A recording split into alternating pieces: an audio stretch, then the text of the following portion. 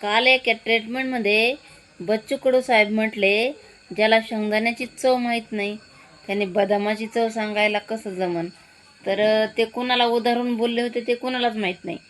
पण सर्वांनी काय जोडलं होतं, जरांगे पाटलाला बोलले. पण त्यांनी आज एक सोशल मीडियावर ही पोस्ट केली.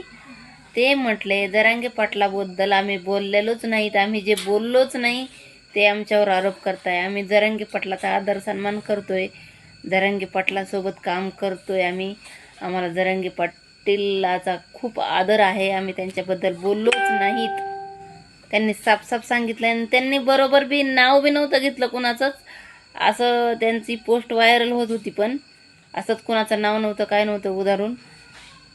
पण आमच्या जरांगे पाटलांसारखा कुणी अख्ख्या जगात असं इमानदार नेतृत्व होणे नाही.